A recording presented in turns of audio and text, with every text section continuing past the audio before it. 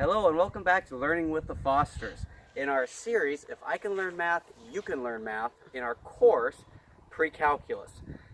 If you recall, before we get into the pre-calculus proper, the algebra and the trigonometry, we're taking some time to go over, review, or perhaps be introduced to, for the first time, some fundamental principles that will be necessary for us to have some base understanding of as we move forward throughout the course. So we began our discussion with sets, and today we're going to use our discussions regarding sets to talk about numbers, or number systems.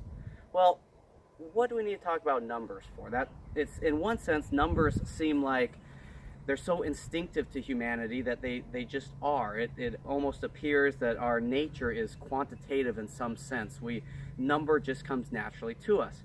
And of course, in a very real sense, that is very true. From as far back as we have recorded history of, humanity has been using numbers in various ways, primarily to keep track of certain things, to quantize such things, whether that be lengths or accounts or very practical means.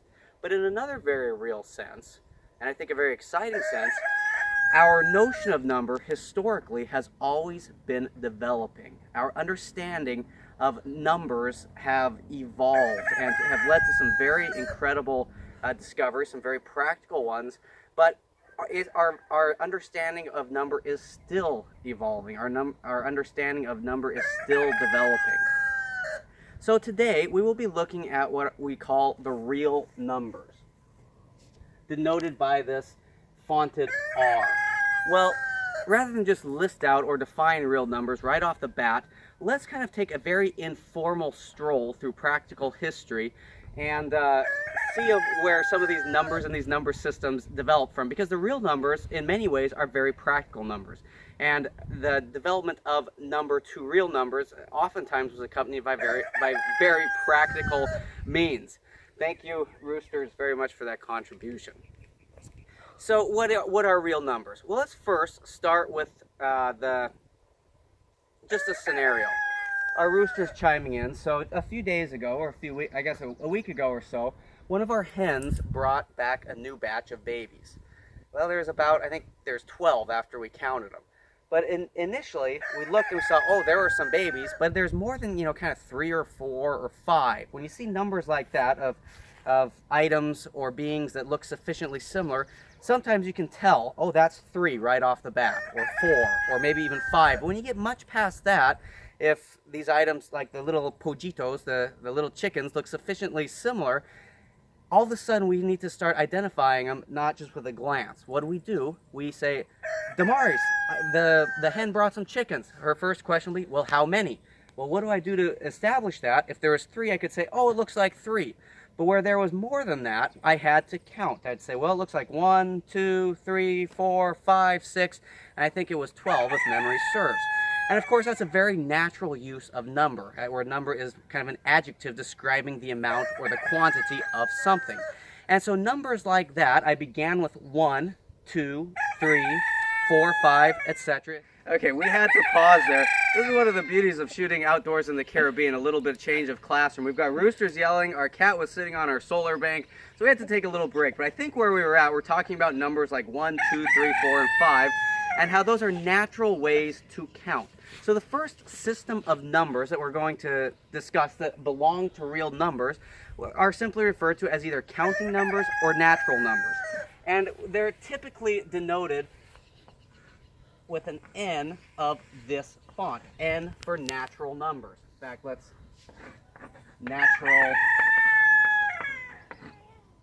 I'll abbreviate numbers with this symbol. Natural numbers or counting numbers. They're often referred to as well. And what the set of these numbers are, I think we can deduce just from the example and kind of experience, our everyday experience counting. If we begin counting something, we begin with 1, 2, 3, etc. So the natural numbers are the set of numbers 1, 2, 3, 4, and it continues going. Is there an upper bound? Is there a place where the counting process just stops? Well, no. At whatever number, we could label it n, we can always add, we can always count one more to it. So the natural numbers, the set of natural numbers, and look, we're talking about this set in terms of our set lingo that we were, and set understandings that we spent the last few lectures discussing. It is an infinite set. There can always be a 1 further counted at the end of whatever our last number n happens to be. So interesting. Kind of our first natural understanding of number or counting is an infinite set, 1, 2, 3, 4, 5, etc. Well, historically, practically, is this all the understanding of number that we need? Can we do, well, we can do a lot of things with it. As I mentioned, we can count. Also notice we can use addition and multiplication. We take any element, we'll call it n, because we're dealing with natural numbers, any element n, we can add another element, we'll call it m, to that and come up with a natural number. Take 1, add 2, you get 3, a natural number. Take 4, add 2, you get 6, a natural number. Also, we can do the same with multiplication. You take any n times or multiplied by any m, being natural numbers, we will get another natural number. 2 times 3 is 6, a natural number. 4 times 10 will be 40, another natural number. So we can do our basic addition and multiplication using the natural numbers. But what about subtraction? Well, we could, for some n's and some n's that will work. For instance, if we took 4, a natural number, subtracted 3, another natural number, we'd end up with 1, a natural number. But what if we took 1 and subtracted 2? Or what if we took 3 and subtracted 10? Our number system, our sense of number, has to expand to allow us to be able to do that type of subtraction. Also, division. Again, it works for some. We can take 4 divided by 2, come out with another natural number. But for most of them, another helpful animal disruption. So you can see, while using our natural numbers are very useful and can do a lot of very useful functions, it's limited. For much of what we would desire to do, our notion of numbers simply left with the natural numbers is quite limited. So let's look at the next set of numbers that we'll deal with. I guess before I move on, we should say though that these natural numbers, when we talk about the real numbers, are included in that. So in other words, the natural numbers are a subset of the real numbers. So all these natural numbers are real numbers. So up here, as we're working on our expanded understanding of real numbers, we can say that real numbers include the natural numbers. But we'll also notice that they're not limited to the natural numbers. So the natural numbers are a subset of the real numbers. Okay. Let's look at our next, and we'll just simply abbreviate it as W, or whole numbers.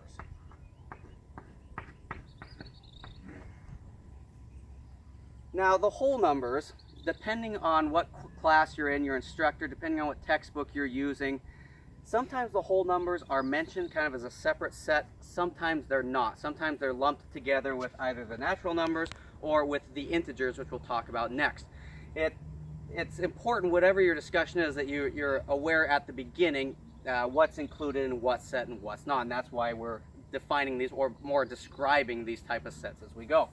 But the whole numbers, if you think about our natural numbers, something that would be very nice to be able to do would be if we were talking about the pojitos, for instance.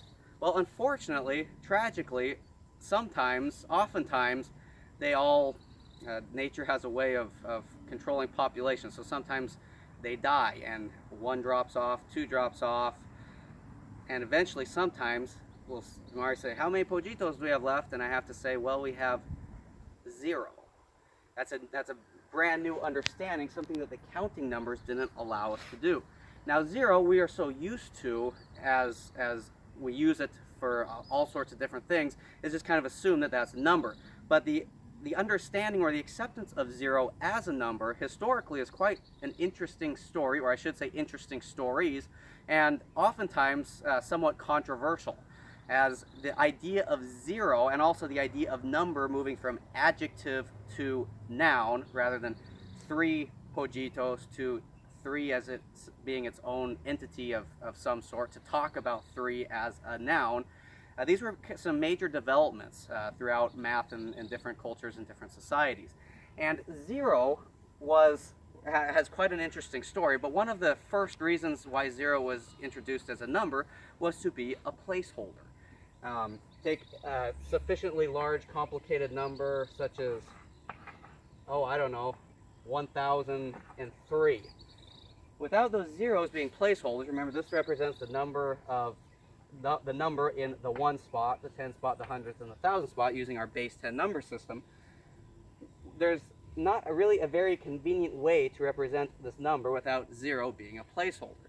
But even aside from that, the idea that a number could be nothing or didn't correspond to a pogito or an apple or a heap or a crop or something like that was quite a large development in the idea of number. But we can see that the distance from 0 to 1, or from 1 to 0 or 0 to 1 is the same distance, and we'll talk more formally about distance in a few more lectures, but it's the same amount of space, where these are discrete steps. And what I mean by discrete steps versus continuous steps would be, let's think of that you're climbing up a ladder and where one can rest. You're either on the bottom ladder, you're on the next step. The stepping up to doesn't really count because you're not rested on it. You're either on the bottom rung, the second rung, the third rung, or the fourth. You're not suspended in air in between. Those are discrete steps, and if our ladder is uniformly spaced out, discrete steps of the same amplitude moving up. Well, this is the same type of thing. Each number is increasing with in a discrete quantity that remains the same, a discrete constant quantity. So in some ways, 0 is much like the natural numbers, but historically, and as our evolving understanding of number developed, it is quite an important step. 0 has some amazing features that separate it from all other numbers. But our whole numbers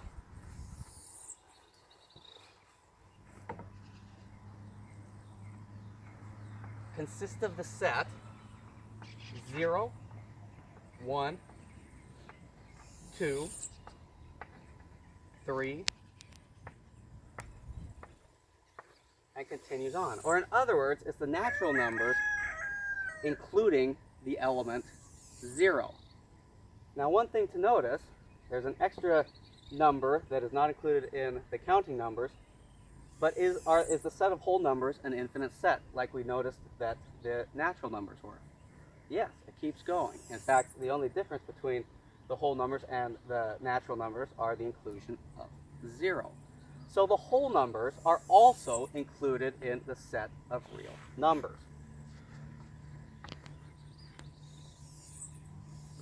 Now, adding 0 allows us to do a few interesting things. Again, we can still add any elements within our set. We can still multiply, although our multiplication gets a little bit interesting with the 0. We can subtract a little bit more. We can now take 2 minus itself and get to 0. When speaking about 0, there's something very unique. It allows us to add itself to another number and not change that number. Wow, you may think that was just incredibly interesting. Well, it may not be too interesting just in that sense, but that quality, as we'll look at later, allows us to really make some nice developments in what we're able to do with number. So 0 is a very, very, very important digit. But is this number system, okay, we added 0, a very amazing, useful number in all sorts of ways, revolutionary if you will, but does that allow us to do everything we want to? Well, no, we still can't do all subtraction problems. We still can't do most division problems. And practically speaking, what happens if we need to measure items in, well, let me give this example. We are living where I'm from in Montana, and we have the temperature, it occasionally gets quite cold. If it gets below a certain point that we've labeled 0, it's useful to be able to talk about that. what I'm speaking about is negative temperatures. Or in business, if we are exchanging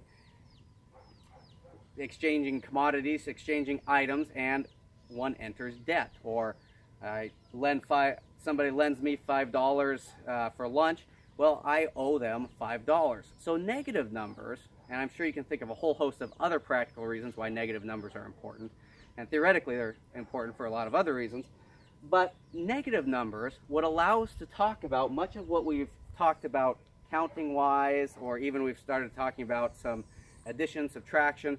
It would allow us to do the same type of discussion, but involve the negative side of things. And again, for us, we're very used to using the negative side of things. At least if you're like me, our finances are more often in the negative side of things than they are in the positive side of things. Or if you live in Montana in the winter, oftentimes the temperature is below in the negative side of things as opposed to the positive side of things. But again, if you can place yourself back historically as these ideas were kind of developing, again, they're very intuitive, very almost innate to humanity. But in the other sense, this was kind of a revolutionary thing to be able to think about. Number involving negatives. Not just zero, the absence, to put it mildly, but also negatives. So the set of numbers next to expand to are the integers. Okay, so when we talk about integers, we denote it oftentimes as this fonted Z.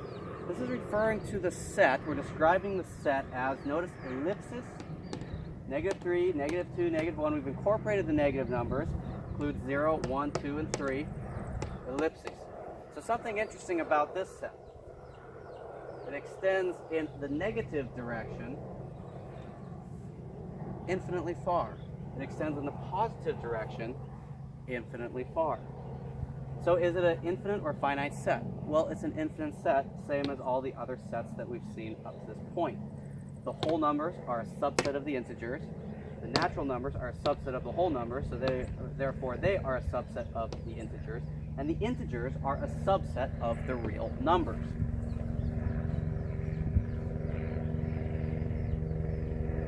So far our real numbers include, since these are both subsets of the integers, our understanding of number as including negative, or the whole numbers, negatives, 0, 1, 2, 3. Okay. So the integers extend infinitely far in the negative direction and extend infinitely far in the positive direction. But notice, like the wholes, like the naturals, they are still discrete. They are still spaced by the same amount, but now they extend in the negative direction. So our notion of number already is expanding. So right off the bat, just thinking, oh, I understand number, we've seen how it doesn't take too much historical insight or practical insight to see how our notion of number is always expanding. So the integers allow us to add or multiply anything within the integers and come out with another integer. It also allows us to subtract anything. Now we can take any element within the set of integers, subtract any other elements within the set of integers, and still be an element within integers. So our ability to use this number system is also expanding. Well, what about division? Well, again, some elements it does, but not most. So how will we incorporate the division principle, or the ability to divide into our number system? That's kind of the next step we'll look at as our notion of number is developing. Well, if you think again practically,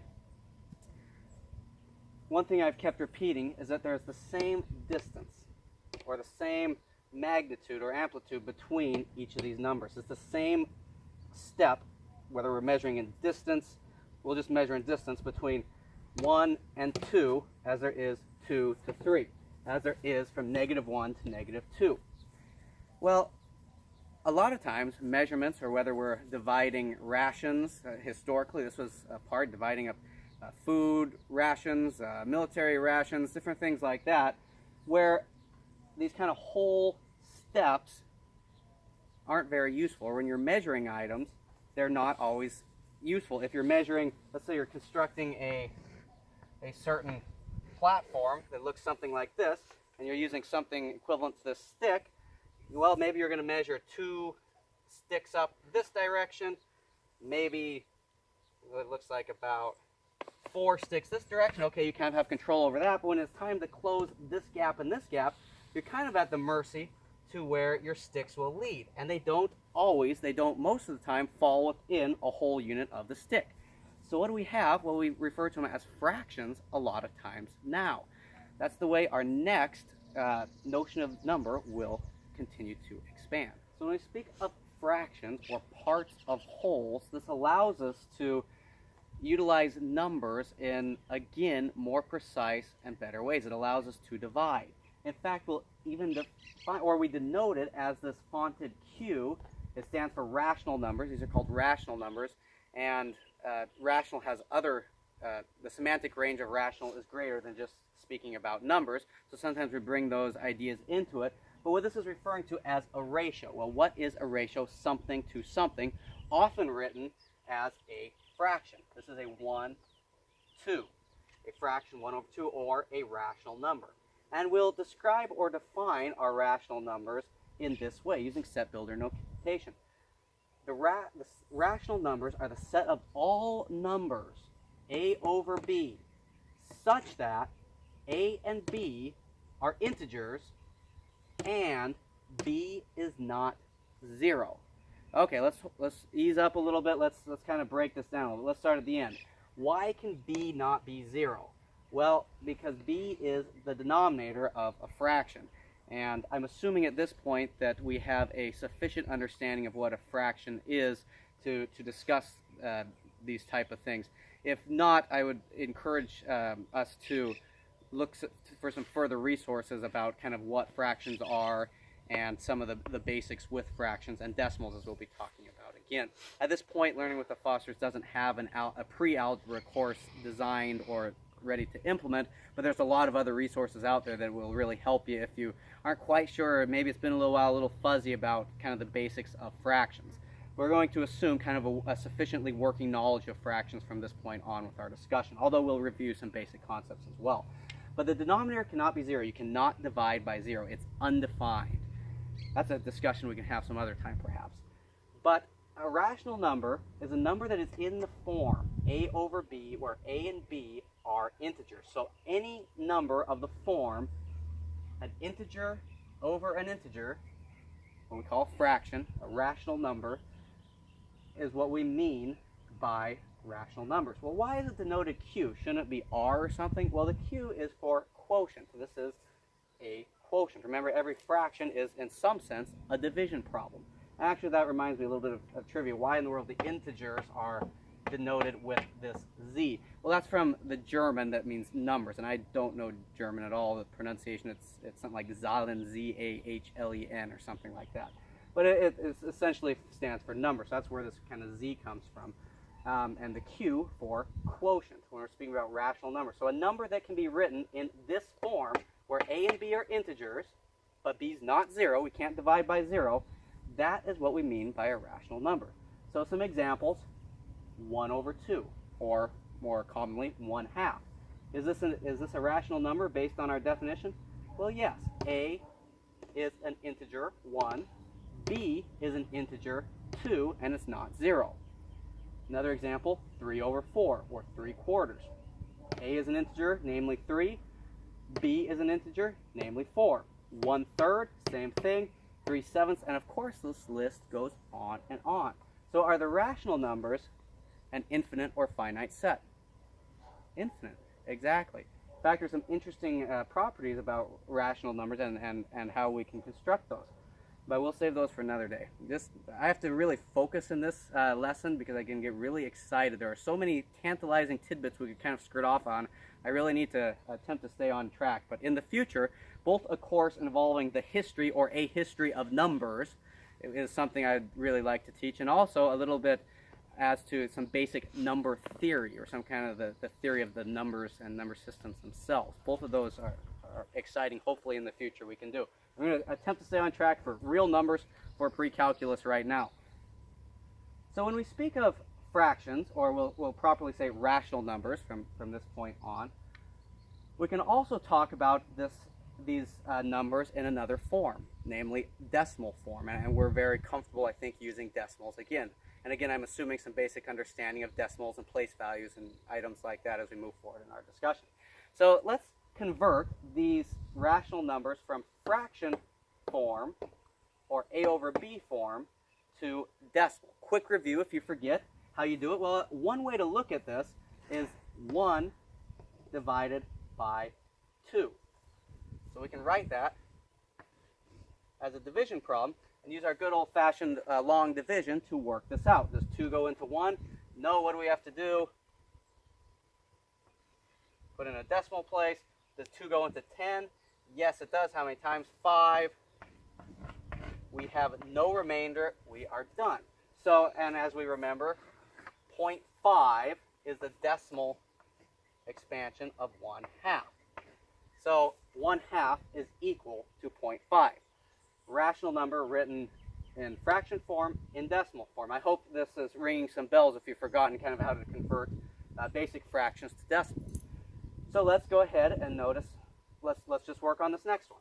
3 divided by 4. Now if you're using American coinage, you're used to quarters and things like that, you probably comes instinctively, but let's do the division process. 3 divided by 4, excuse me, 3 divided by 4 has to go that way. Does 4 go into 3? No. Decimal. Does 4 go into 30? Yes. How many times? 7. 28. Okay, not evenly. So what do? We subtract remainder of 2. Then what? Correct. Bring down the 0. Does 4 go into 20? Yes. 5. 5. And now we have no remainder. We know we are done. And the familiar decimal 0.75 is equivalent to 3 over 4. I'm going to erase this work here. So we notice rational numbers can be converted to decimals. Although these two decimals are similar in ways, this has 2 decimal places. This just has 1. But so far, not too bad. Well, let's take, this looks like even a simpler fraction. Let's take 1 over 3. Let's see what the decimal expansion of that is. 1 divided by 3. Does 3 go into 1? No. Decimal 3 into 10. Yes, 3 times. 3 times 3 is 9. Subtract 1. This is curious. Kind of where we started, but we'll continue on. Drop down to 0. 3 into 10. 3 times. Okay, we notice at this point, if we didn't earlier, this is going to be a never-ending process, right? No matter what we do, it's going to keep on going. It's going to be 0.3, do this process again, another 3, process again, another 3. This is what we call, of course, a repeating decimal. And again, I'm hoping some of this, if not all of it, is review for you. And how we denote that is a bar over top of the decimals that repeat. So 1/3 converts to the decimal 0.3 repeating. And notice that this is the same as writing it with 2 digits, 0.33 repeating. It's the same thing. It's going to be a series of 3s, of 3s, of 3s, of 3s. Now it's a little bit different. These decimals go on indefinitely. Always another 3, always another 3, always another 3. Well, what if we just kind of got lazy and rounded it off and said, you know, we're just going to write like 4 3s. That's got to be close enough. I mean, we're getting pretty small. Well, we can't say that that's equal to 1/3. What we would say is that is approximately 1/3. So, new notation for you if you're not familiar with it. Means is approximately equal to. It's not equal. This is not 1/3. It's approximately equal to. And every time we go through this process and add another 3, we're getting closer to what 1/3 actually is in decimal notation. But what we can say is that 1/3 is equal to, we're going to have to note this with the repetition sign. The periodicity of 3 is going to continue on and on again. All right, well, let's look at 3 over 7.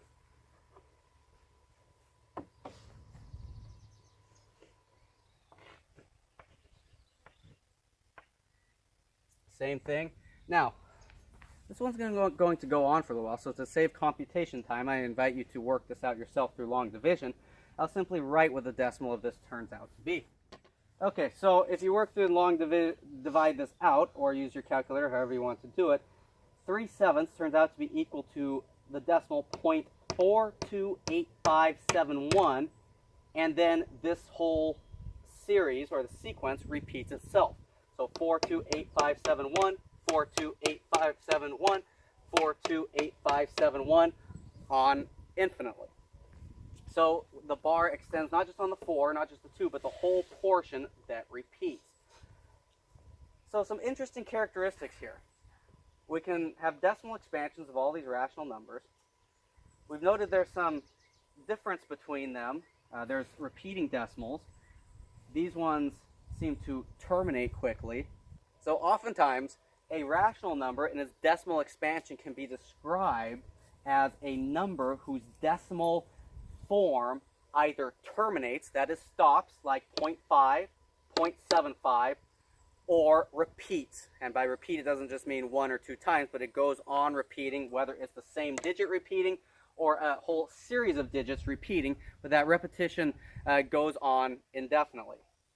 Now again, depending on the course you're taking, your professor or your instructor or your book, sometimes they'll simply refer to it as decimals that repeat. Now that doesn't exclude these examples, because in some sense, although it's a trivial sense, these decimals repeat as well. The repeating part is the trivial 0 that you can add to the end. Remember, the 0, assuming some basic understanding of decimals, isn't going to change anything about what this value is. So 0.75 does repeat in the sense that it does have implicitly some zeros that repeat on and on and on forever. So kind of 2 different ways to describe the same thing. Rational numbers in the decimal form either terminate, 0.5, 0.75, or repeat, 0.3 repeated, 0.428571 repeated. Or we could just broadly say rational numbers in the decimal form repeat. And for all these terminating ones, it will be this kind of trivial 0 that repeats on and on forever. So this is an incredible expansion onto our number system that we've used so far. And of course, the rational numbers are a subset of the real numbers, which is why we're talking about them. Now, before we move on too quickly, the integers, remember, these are all subsets of the natural numbers, are a subset of the whole numbers are a subset of the integers. The integers are also a subset of the rational numbers. But wait a minute, when we looked at the integers, we didn't see any numbers that looked like this a over b form or decimal form. We looked at numbers like 2 and 3 that we're used to. 2, -5, those different numbers. So why are these rational numbers? Well, another way to write 2 is, of course, 2 over 1, -5 over 1. Or another way, 1 was an integer. How's another way we could write 1? Well, an infinite number of ways. We could go 4 over 4, 5 over 5, all sorts of different ways like that. So integers, although generally not explicitly written in the a over b form, are a subset of the rational numbers because they are, or they can be written in that form. Again, 2 over 1, -5 over 1. 1 can be written as 4 over 4, 5 over 5, 6 over 6, etc. So is this kind of the end? With our real numbers, I mentioned they're very practical numbers. With the addition of the rational numbers, now we can do things like, well, we can add, we can subtract, we can multiply, and now we can divide, and we use decimals. We can talk about parts of wholes in ways that weren't otherwise possible. So our real numbers, should they just end at the rationals? Well, let's not be too quick. All right, before we move on, we've looked at converting fractions to decimals. Speaking about rational numbers, let's convert the decimal to the fraction, just for a little review. So we can see if we look at a number like 0.6, well, our question is that a rational number? Well, it doesn't meet our description, our definition, unless it's an a over b. So how do we check that? Can we convert from decimal to fraction? And of course, the answer is yes. And again, I'm assuming familiarity on your part somewhat to know the process with that, but we'll review a little bit. So to convert 0.6 to a fraction is fairly simple. In some ways, it's easier than the long division of the fraction to decimal. This is in the tenths spot. There's 6 there's 6 tenths out of 10 tenths, which would make it go into 1. So we could write this as a fraction, 6 over 10. The 10th spot, the denominator, there's 6 of them, numerator, and of course, like we always do with fractions, we reduce when possible. This reduces to 3/5. Now we can go back and check our work to make sure it's okay by then taking 3 divided by 5, and sure enough, 0.6. It's equivalent. So 0.6 is equal to 6 over 10 reduced to 3 over 5. Not too bad. So is 0.6 a rational number? Well, yes. It can be written in the form a over b. Both a and b are integers. Not too bad. Let's try this next one, 0.24. Okay, we've got 2 places being occupied by non-trivial digits. So the 10th spot, the 100th spot, so we can put 24 over 100. And of course, reduce, well, both can be divisible by 4, 6/25. So 0.24 is equal to 6 over 25. Is that a rational number? Yes.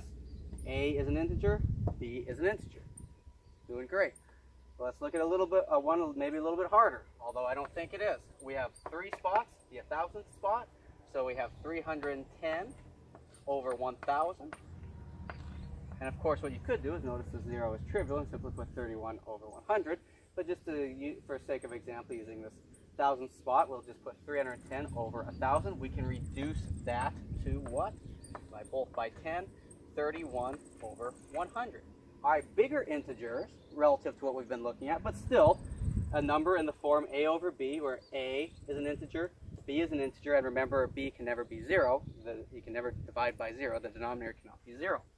All right, doing pretty good. Just depending on however far we have to expand on the decimals, we put it over that number, reduce. Not that bad. Let's move on to our next one. I'm going to go down here a little bit because we're running out of space. Oh,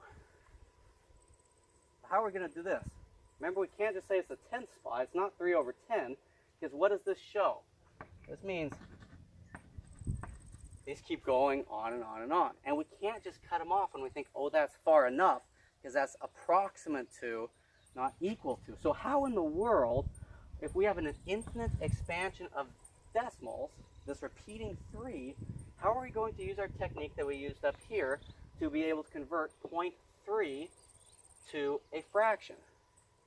Well, you can't, because we can't count the spot, because it keeps going and keep going. The 3 extends, it repeats infinitely. So does that mean 0.3 repeated is not an integer? Well, it can't mean that, because one of our examples previously showed that 1/3 was 0.3 repeatedly. In fact, we could divide that out again if you want, and you'll see that 1 divided by 3 is 0.333333333 on forever.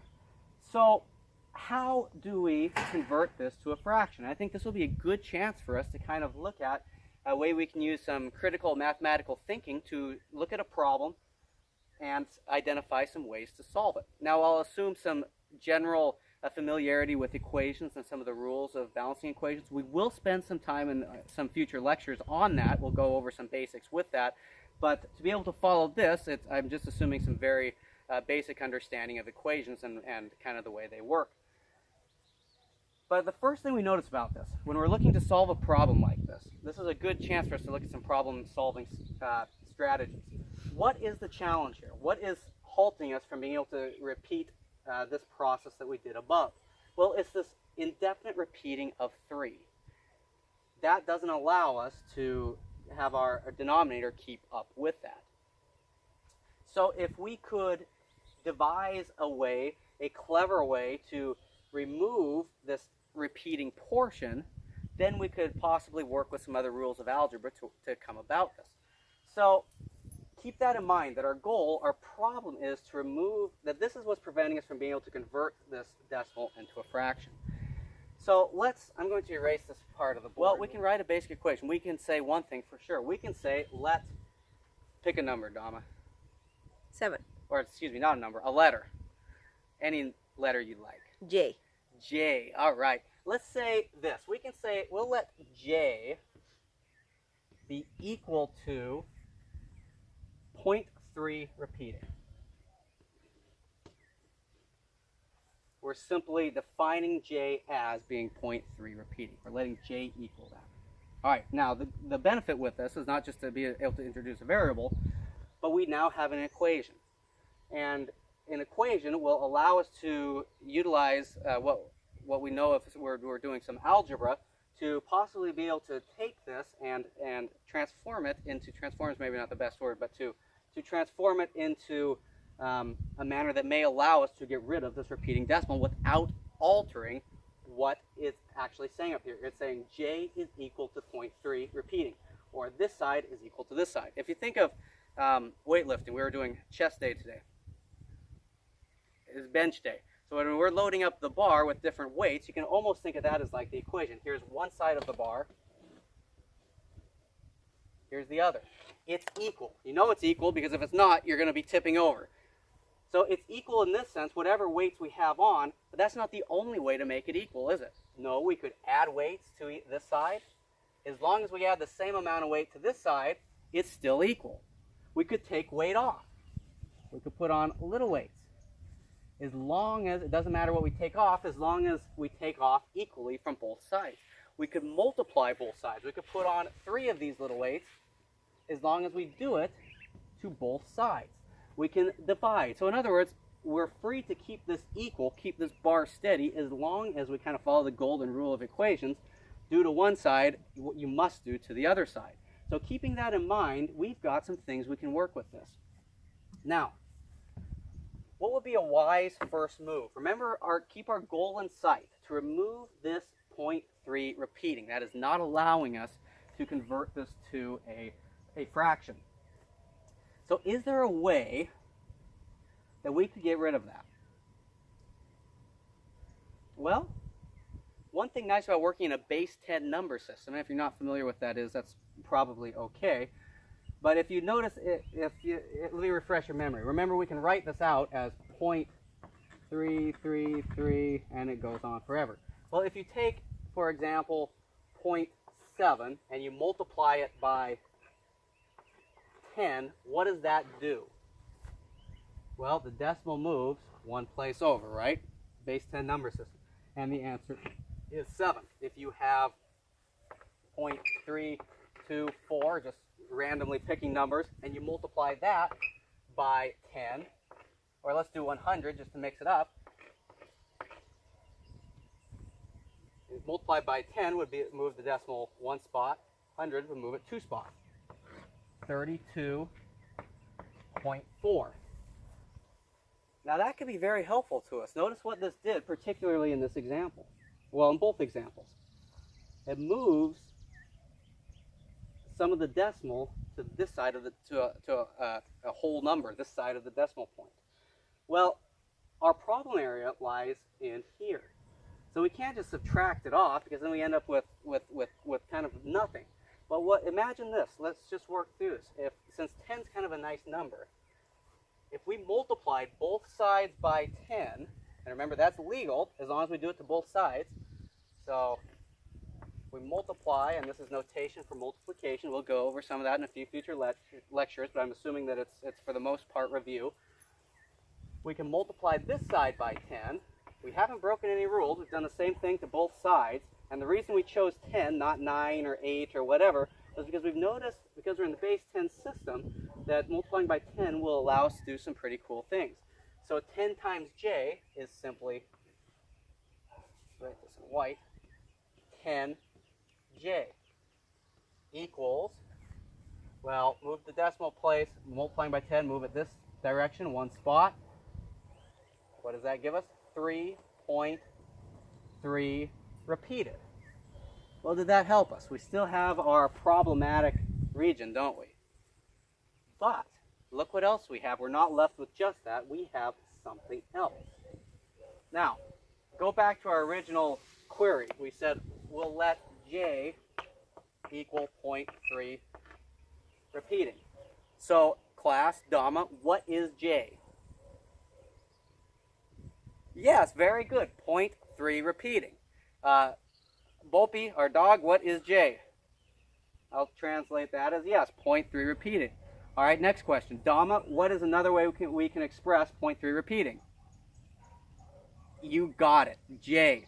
Snowflake, this one's your turn. What is another way we can express 0.3 repeating? J. Very good. Let's keep that in mind. So, remember, we're free to do what we want as long as we do it to both sides. What is our goal to get rid of this problem, right? Well, now that we have a 3 out here, what's to say we couldn't subtract 0.3 repeating? Why couldn't we do that? Well, of course we can, because what's that going to do? It's going to knock the whole thing off. Remember, this is 0.3 on forever. We're subtracting 0.3 on for forever. Those will cancel out. They'll subtract off. Well, okay, what we do to one side of the equation, we have to do to the other side. Let me finish this side first. So 3.3 repeated minus 0.3 repeated is 3. So we have to subtract 0.3 repeated from this side. Well, what's another way we can write 0.3? Dama? J. Yeah, so let's subtract J. Now, before you cry foul, we have done the same thing. We subtracted 0.3 repeated, which is subtracting J. Subtracting J is subtracting 0.3 repeated. So we've done the same thing to both sides. We've just simply written it in different ways. All right, well, if you have 10J minus 1J, what are you left with? 9J, correct.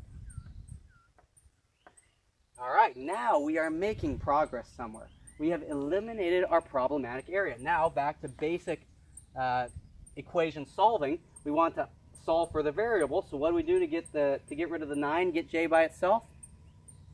Exactly, divide by 9. We'll talk a little bit more about this in the future. But 9 over 9 is simply 1. 1 times J is J. So J, let me write this in white, J is equal to, not 3, because what did we do to this side? We divided by 9. So what must we do to this side? Divide by 9. Hey, this is a fraction we're familiar with. This is a division problem we can work with. What does 3 over 9 reduce to? 1/3. Now, because we already looked at this example, we know that's exactly what we were looking for, isn't it? So we have something that says J is equal to 1/3. Well, don't forget where we started. We said let J equal 0.3 repeated. So remember, these are the same. So by substitution, we can just write J in a different way. That is, 0.3 repeated is equal to 1/3. And look what we've done. We've converted this repeating decimal to a fraction.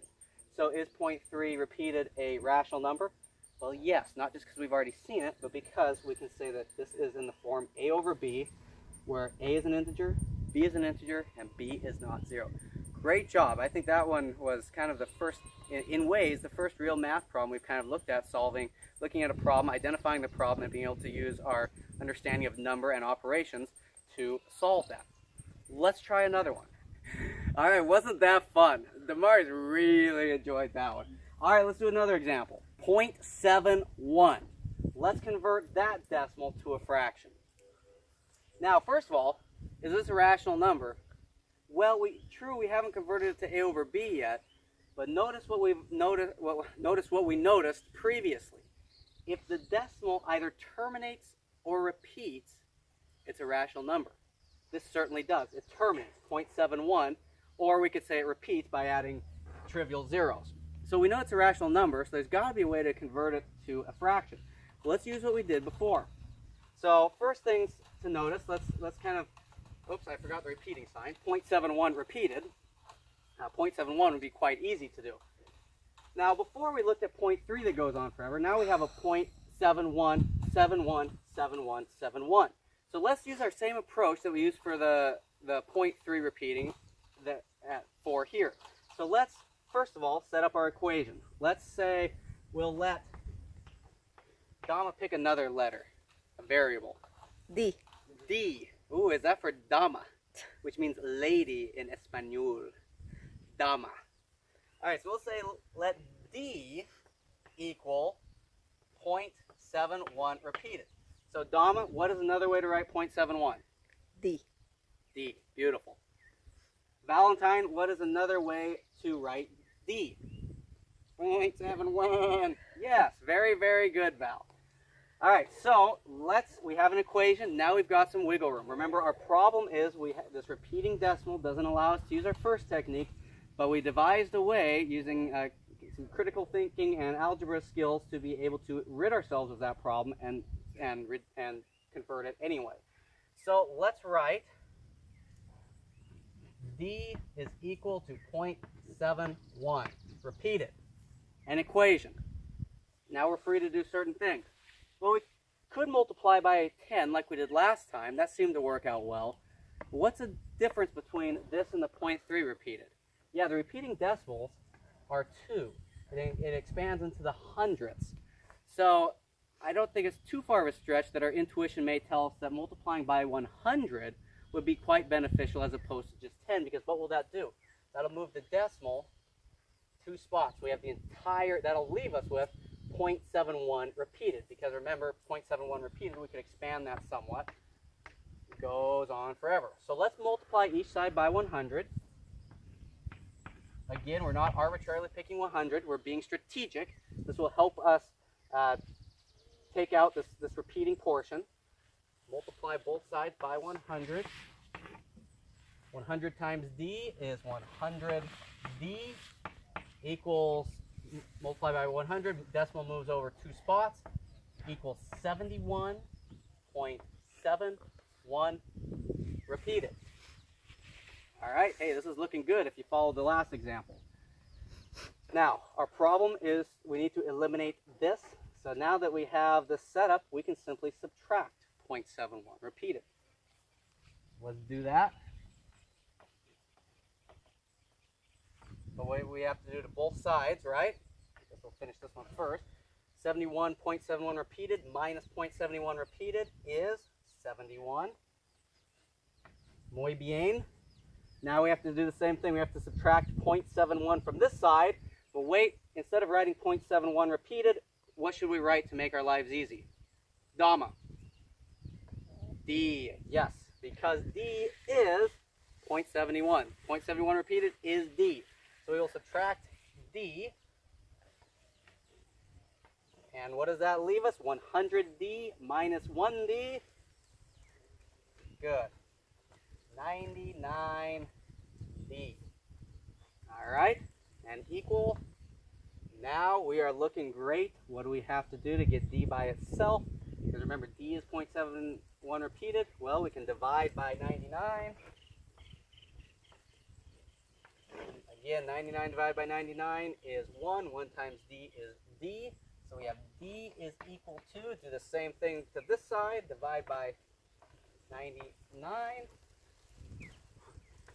71 over 99. Wow. We have a rational number in the form a over b, where a and b are integers, b is not 0. We converted, I guess let's finish it off. What is another way to write D? Correct, 0.71 repeated. 0.71 repeated is equal to 71 over 99. All right, after having some fun with the rational numbers, do you think our notion of number is sufficient at this point? Well, even way back in antiquity, through very practical means, even the set of numbers as we've been discussing up through the rationals ran into some problems. It proved inadequate in a few ways. And let's, by way of example, motivate this last subset of number within real numbers that we'll be discussing today. All right, let's say we had this problem. We have a triangle. It's a right triangle. This side is length 3. This side, value 4. And this side, the hypotenuse, value 5. Now, you probably have heard of the Pythagorean theorem, which states that side A squared plus side B squared is equal to side C squared. And that's named after, of course, the ancient Greek Pythagoras. But in reality, historically, this was probably known substantially before Pythagoras' time. So this was very useful. I mean, anytime you're calculating, you're constructing a triangle for whatever purpose, there's all sorts of practical construction, agriculture needs to do this. It was knowing length B and A, you were able to, using the Pythagorean theorem, a squared plus b squared equals c squared, find the missing length, the hypotenuse. And for this example, we can see that a squared, 3 squared, plus b, 4 squared is equal to c, 5 squared. And of course, 3 squared is 3 times 3, which is 9, plus 4 squared is 4 times 4. We'll talk more about exponents in a little while.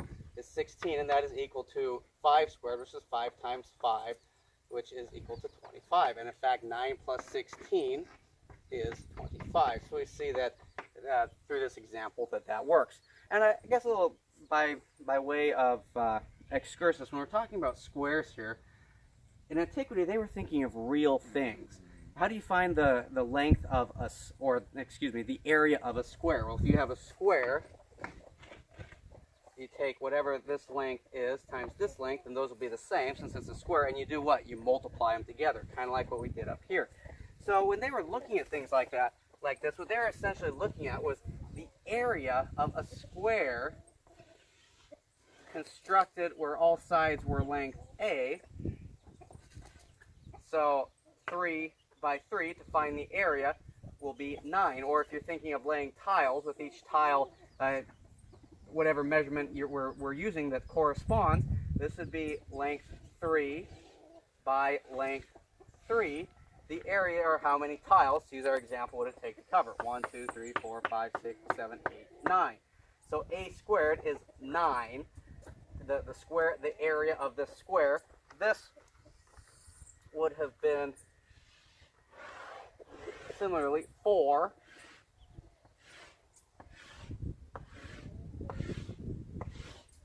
4 by 4, how many tiles?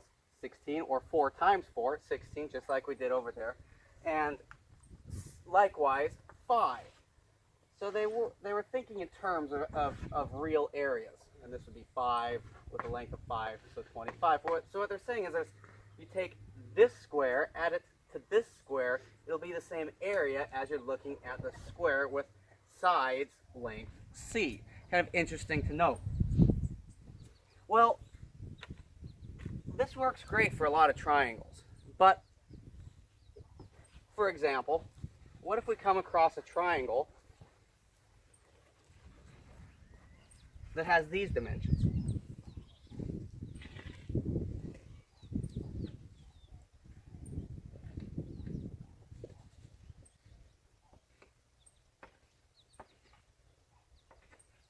All right, I didn't draw it to scale, obviously, but length A and B both have sides 1. We need to find what C would be. Well, easy enough, using Pythagorean theorem. We would say that A squared, 1 squared, plus B squared, which is 1 squared, would equal C squared. All right, simple enough. 1 times 1 is 1, plus 1 times 1 is 1, equals C squared. 1 plus 1 is 2, equals C squared.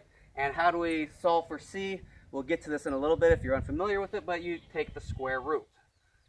So the square root of 2 is equal to C.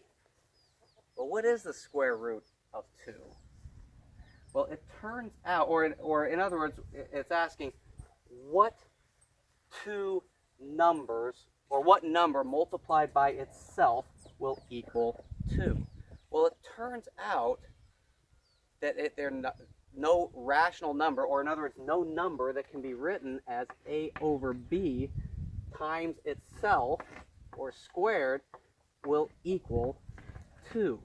There just isn't a rational number that will do that.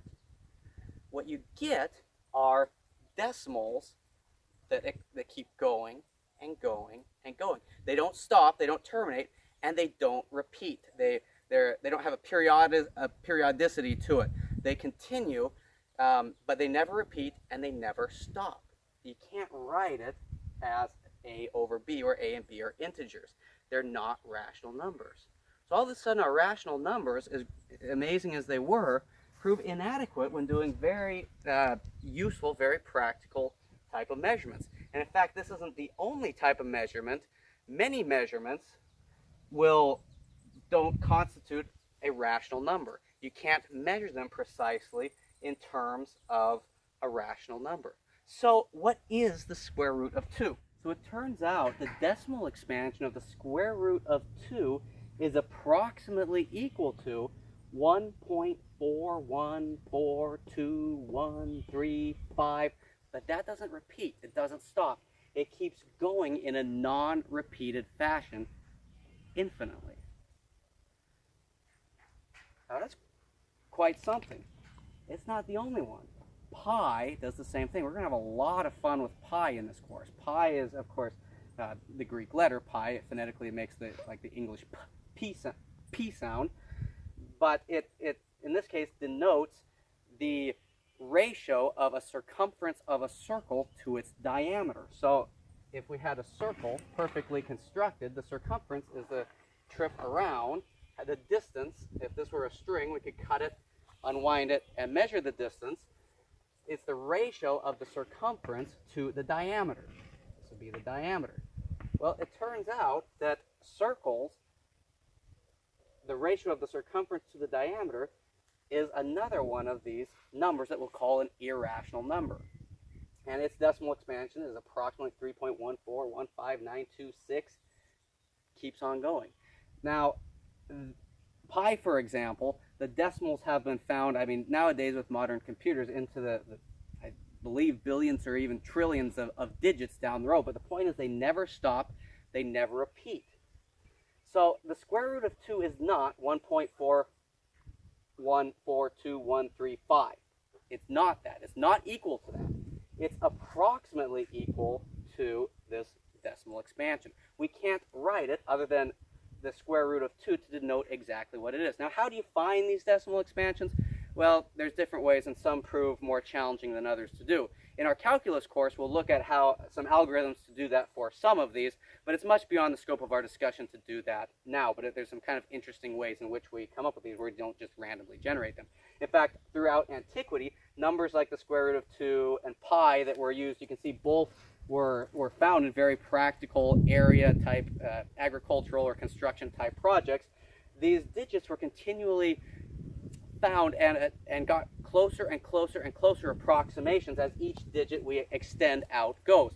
So obviously, to look at pi, for example, 3.14 is closer to what pi is than 3.1 is. The next numerical digit, 3.141, is closer to what pi is than 3.14, and so on. But we can list them and list them and list them, and into the 3 billionth one down the road, we still don't have exactly what pi is. Now, pi is something, namely the circumference, the ratio of the circumference to the diameter. But when we write it as a decimal, it never stops, it never terminates, and it never repeats, like that 0.33. It's not a rational number. So we call these irrational numbers. Now, let's try to separate some of the other lexical meanings when we talk about rationality, to be a rational being. These are talking about ratios, again, remember. So we're not saying that these are irrational, like they're kind of crazy. Yeah, they might be a little more abstract, arguably, than rational numbers, but that's not what we're talking about. They're simply saying they're not ratios. That is, we can't write them as numbers, a over b, where a and b are integers, and b is not 0. Now, these at first appear quite exotic, I think. Just the notion that these decimal expansions go on forever as opposed to something we can more easily digest, like 0.3 or 0.75, or even a repeating decimal. That's a little more abstract, but we can still, it makes a little bit more intuitive sense, I think. So these appear, surface, I think, a little more exotic. But it turns out, in reality, and we won't get into this too much, but these are in many ways the norm. What appears at first exotic turns out to be the common, the norm, and that's definitely subjects for later time. But these irrational numbers were again derived or kind of stumbled upon through very practical means. And they are as well part of what we're describing, we're defining as the real numbers. So we can right now simply, fairly informally label these as I, as for irrational numbers.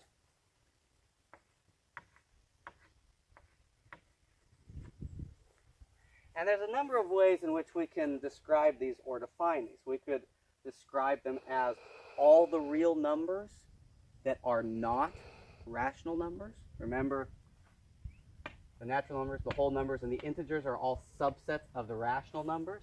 So we could say that the integers are all the real numbers that are not rational numbers. We could describe them as having decimal expansions that never repeat, that never terminate. Allow me to get a little bit Merlin for a moment. When we think about this, and perhaps one could argue, and folks have, that you know what, this is pretty close, or this is more than close to any actual approximation we will ever use pi for in real life. I mean, this is getting pretty nitpicky to get this far down the decimals, especially where we can calculate, you know, on even a common computer into the millions or the billions of digits down the road. So okay, sure, it's not quite pi, but why do we care? Why do we even matter? Why don't we just say, hey, pi is this? No need to look beyond. Let's just approximate it. Let's forget about it. Let's have practical matters rule. Well, this kind of reminds me of a Facebook card that Damaris pointed out to me a little while ago. And I apologize if I'm a little Merlin on this, but it irked me in some striking ways, I think. It essentially suggested there was some comment about, when am I ever going to use this? I forget what exact algebraic technique it was, but something that you're not going to use in everyday life. It said, why do we have to learn this in high school? Why can't they just teach me how to balance a checkbook? Well, that sounds practical and a need, and sure, that's good. I don't think we have to choose between one or the other, but the whole kind of spirit, the whole thrust of that really irked me, and it kind of goes with this. If humanity had simply said, you know what, close enough, we'll never use these infinite decimal expansions in anything real life.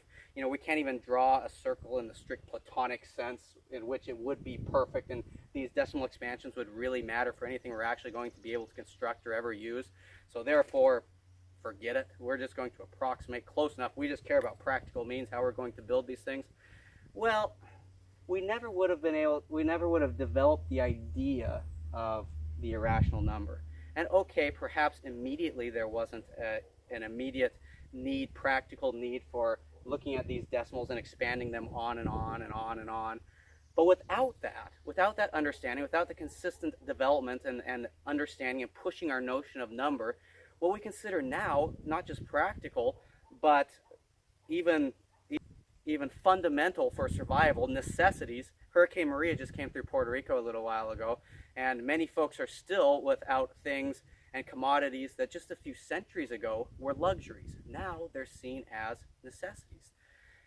Some things, even a few decades ago, were luxuries or non-existent at all, now are in some sense on the same level as water, food, and oxygen to be able to survive. Well, that type of technology never develops if we simply leave it at the fact that, hey, we only care about what's strictly practical right now. We only strictly care about how I can benefit from this immediately.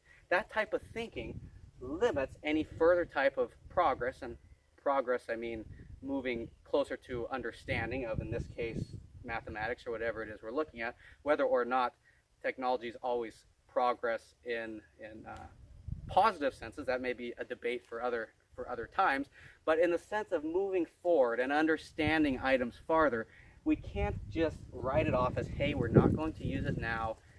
You know, you may be thinking, man, my high school teacher's making me learn this stuff. When am I ever going to use this? Well, you may never use the 20th decimal of pi. Maybe not. But the technology you're using, many of the things you're using, would never have developed without others pushing forward on that. Mankind, since the arrival at these type of new notions of numbers, wrestled with it, thought about it, in some cases fought about it, and continue to get closer and closer and closer, the best approximations they could. That's the type of thinking that allows for further developments in mathematics. And another side note on that, as being a former student myself and teaching and tutoring a number of students, most of the time, those type of critiques or those type of complaints, all I want to do is learn how to balance a checkbook, are not sincerely, they're not motivated by a rigid compliance to pragmatic ideas. They're not the product of one's self-determined stature that I am only going to live with what is practical.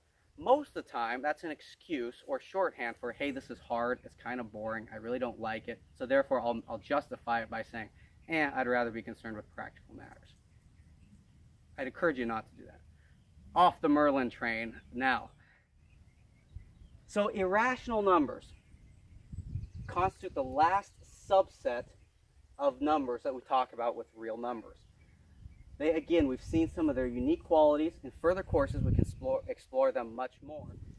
So let's look at some other examples of irrational numbers. As I mentioned, they may appear exotic and sometimes hard to find, but in reality, in many ways, they dominate. So we've mentioned square root of 2 and pi are probably the most famous.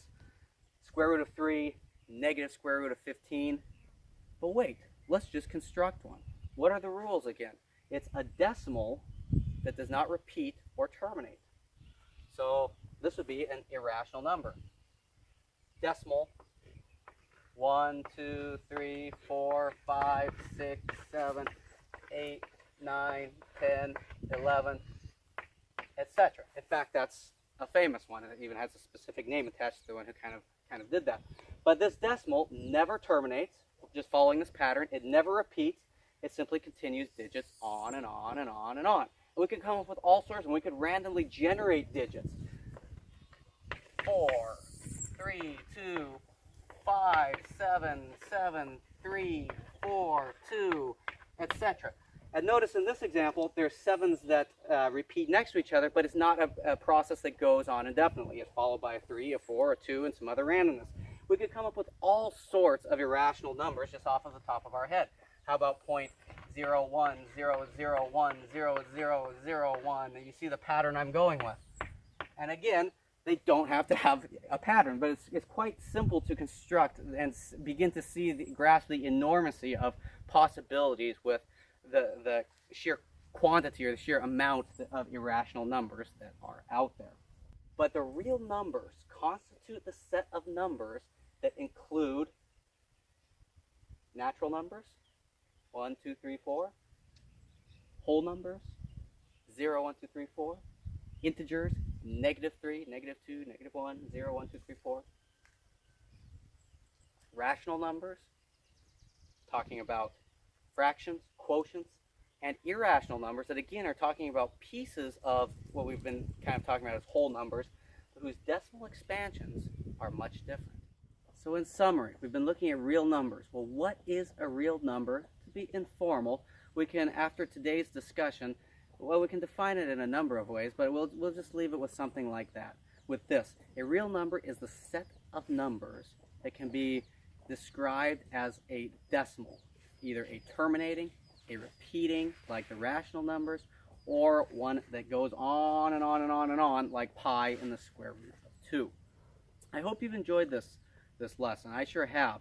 We got a little bit philosophical, we got a little bit historical, but kept it very informal, I think, I trust. I hope also that our notion of number has caused some reflection, that we don't take for granted what a number is. At least for me personally, the more I've looked at mathematics, and I'm at the very, very, very, very tip of the iceberg, but the notion of number, as I understand it, has greatly been pushed to borders. And so I hope that your notion of number and how you think of number has changed. Next time somebody asks you, pick a random number between 0 and 10. Try something like 3.145, or maybe 3 over 2. I also hope you notice some peculiarities where we have dealt with a variety of sets, of number sets, all of them being infinite sets, but clearly not equal sets. I hope that makes your mind work and reconsider what we mean by the infinite. This is kind of a foretaste into some pretty groundbreaking mathematics, I think. So I hope that, along with some of the other features, has been educational, but also has provoked some of your thought where you will consider number differently. All right, very good work. We've covered a lot of ground, and diverse ground in a lot of ways, as we've begun to look at, or as we have began to look at, real numbers. We've essentially looked at two subsets that constitute the real numbers: the rational numbers and the irrational numbers. The rational numbers whose decimal expansion either terminates or repeats, and the irrational numbers whose decimal expansion does not, goes on forever. When we use number from here on out, unqualified, we'll be referring to the real numbers. Now, our sense of number will have occasion to expand even later in this course, as we will begin to talk about what we call complex numbers. And hopefully you study mathematics beyond that, and your notion of number, no doubt, will expand. But I hope this lecture was fun. I hope it was challenging. I hope it was review in a lot of ways, but I hope it forced you to think about common items, numbers, in a new way. I hope your notion of number has expanded, and I hope you have fun with the homework. The homework will be posted online like it always is, and I look forward to working through the solutions with you and discussing some of what we didn't have time to talk about today with the homework, but you'll have a chance to think through some of those on your own. And then our next lesson, we will pick up with continuing to discuss real numbers. We'll look at what we call a real number line, and that will help us see even some more peculiarly cool things about real numbers, and also help us to talk about some other features with it. Thank you, and I look forward to seeing you again. Thank you for learning with the Fosters. This is a friendly reminder. Remember that these courses are not for free. For information of the cost of the lessons and how to pay, please visit our website. Thank you so much for being with us.